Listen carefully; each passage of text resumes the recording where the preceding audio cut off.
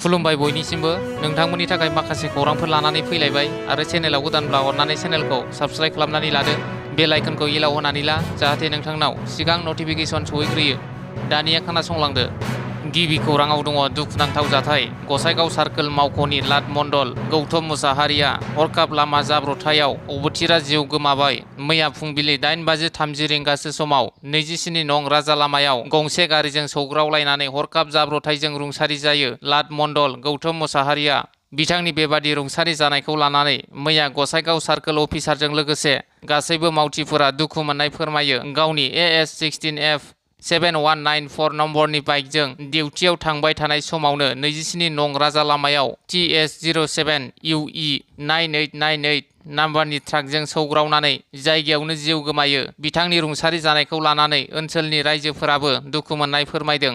नैथि खौराङाव दङ रां घुस लानायनि दायाव हमजादों 60,000 रां घुस लानानै हमजादों ब्रैथि थाखोनि मावफारिया डिम्बेश्वर हालया रङिया सार्कोल अफिसाव साख्रि मावोमोन।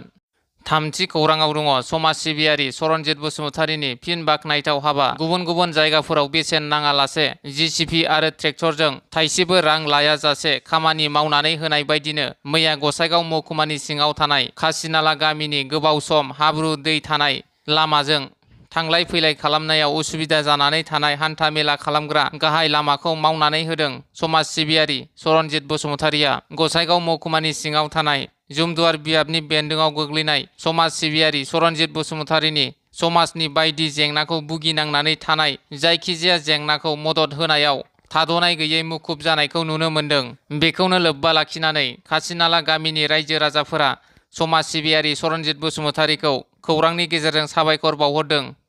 ब्रैथि खौराङाव दङ क'क्राझार सहराव SPA सेलननि हेंथायै पुलिसनि नोजोर बिटिआरनि राजथावनि क'क्राझार सहरनि RNB र'डआव थानाय रिलेक्स इउनिसेक्स पार्लार आरो रयेल SPA सेलुनाव आयेन बेरेखा खामानि सोलिनायखौ लानानै क'क्राझार पुलिसा सिग्रोमदों।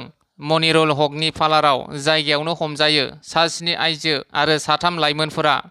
बाथि खौराङाव दङ खुंग्रिं दालाइ दुलाराय बर' फरायसा आफादाबो बेसेन नाङै गोलोम बोथोरनि फोरोंथाइ मावबादाखौ मैया बेखेवबाय दुलाराय बर' फरायसा आफादा गोलाव समनिफ्रायनो गोलोम बोथोरनि बन्द समाव थाखो 9 आरो 10 नि फरायसाफोरखौ इंराजि रावखान्थि सानखान्थि आरो गोरलै बिगियान आयदाखौ लानानै बेसेन नाङै फोरोंथाइ मावबादा लाबोबाय थानायखौ नुनो मोननाय जादों।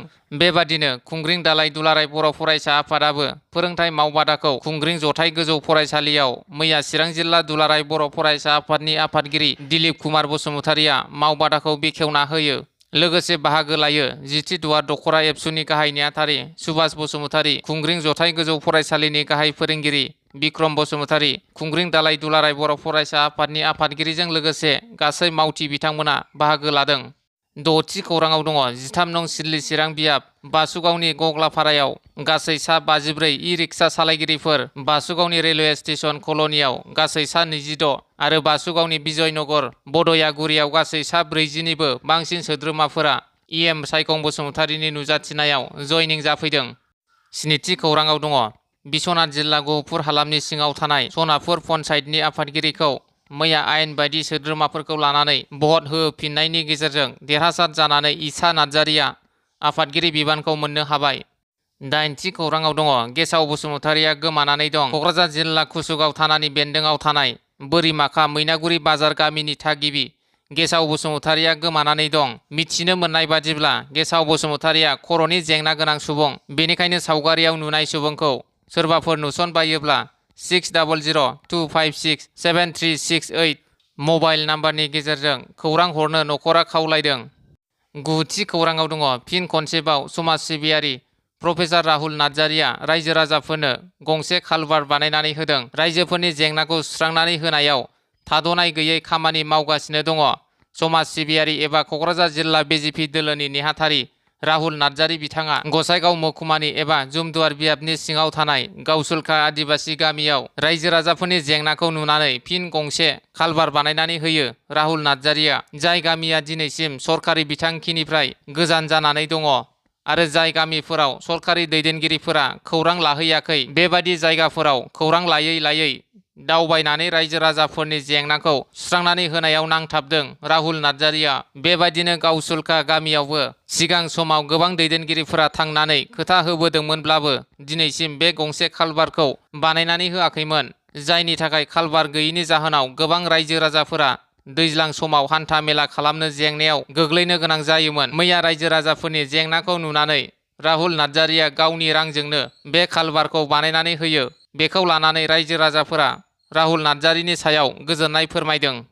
10थि खौराङाव दङ। सालाकाथि दख'रा एबसुआ गुन गोनां सोलोंथाइ जांख्रिखांनाय मावथांखि बायदियै बेसेन नाङै गोलोम बोथोरनि फोरोंथाय मावबादा बेखेवदों। सालाकाथि दख'रा एबसुनि बानजायनायाव गुन गोनां सोलोंथाइ जांख्रिखांनाय मावथांखि बायदियै बेसेन नाङै गोलोम बोथोरनि फोरोंथाय मावबादाया सालाकाथि गोजौ फरायसालियाव थाखो 9 आरो थाखो 10 नि थाखाय आयदा फारियै गोरलै सानखान्थि, गोरलै बिगियान आरो इंराजि रावखान्थि आयदाफोरखौ फोरोंथाय होनाया मैयानिफ्राय 15 साननि थाखाय जागायजेनबाय। हाबाफारियाव क'क्राझार जिल्ला एबसुनि लोगो आफादगिरि खाम्फा बसुमतारी बिथाङा बाहागो लानानै फरायसाफोरनि गेजेराव गोसो थुलुंगाखां बिबुंथि लाखिनानै हाबाफारिखौ बेखेवनानै होयो। गोरलै सानखान्थि फोरोंगिरि प्रबिन नार्जारि, एमएससि, गोरलै बिगियान फोरोंगिरि थरायना दिमि रिमि बसुमतारी, एमएससि, फिजिक्स आरो इंराजि रावखान्थि फोरोंगिरि थरायना हादरश्री ब्रह्म, एमए हिस्टरि, बिथांमोनजों लोगोसे नादांगिरि दालाइ आरो सामफुर दालाइ एबसुनि बिबानगिरिफोरा हाबाफारियाव बाहागो लायो। 11थि खौराङाव दङ। गसाइगाव महकुमानि सिङाव थानाय भारत भुटान सिमा ओनसोल संकस आरो रायमना माहारियारि पार्क सेरनि जारिमिनारि संकस खेरायसालिखौ जौगाहोनो थाखाय बिटिआर सरकारा गोबां थांखिफोर लादों। बेनिनो बिदिन्थि महरै मैया बिटिआरनि गाहाय मावफुं सोद्रोमा प्रमद बर' बिथाङा गंसे हनुमान मन्दिर आरो गंसे गणेशनि मन्दिर लुफुंनो थाखाय अन्थाइ खाम्फाखौ गायसननानै होयो। बेजों लोगोसे बिटिआर सरकारनि मददजों गंसे रायजोआरि न'ब्लां लुफुंनायखौ मैया लकसभानि एमपि जयन्त बसुमतारीया बेखेवनानै होयो। 12थि खौराङाव दङ। बर' माहारियारि फरायसा आफाद बनसुनि गौथुमारि नेम खान्थिखौ सिफायनायनि थाखाय हेमचन्द्र ब्रह्मखौ बनसुनि लोगो आफादगिरि बिबाननिफ्राय बोखारबाय। 13थि खौराङाव दङ। माजबाद सार्कोल अफिसाव फिसायनि मुङाव थानाय हानि खाजोना हैनो थांनाय सासे बुरै आइजोखौ सरकारि मावख'आवनो बुनायनि अजद। उदालगुरि जिल्लानि माजबाद सार्कोल अफिसाव सासे बुरै आइजोखौ बुनायनि जाथाया सोराङाव फैदों। जाथाया 25 जुन खालि माजबादनि सुमित्रा देबि मुंनि बुरै आइजोआ रुंसारि फिसाय शिबनाथ साहुनि मुङाव थानाय हानि खाजोना होनो हानि दाग नाम्बार नागिरनाय समावनो जाथाया जादोंमोन। मण्डला हानि दाग नाम्बारखौ खिन्थियालासिनो होगदावनायजों लोगोसे हाखौ मण्डलजों गोरोबलायनानै गावनि मुङाव खालामखोमानानै लानाय मन्टु साहाया बुरै आइजोखौ मावख'आवनो बुग्लिनायनि अजद। जाथायनि बिथिङाव पुलिसाबो राहा लायैनि अजद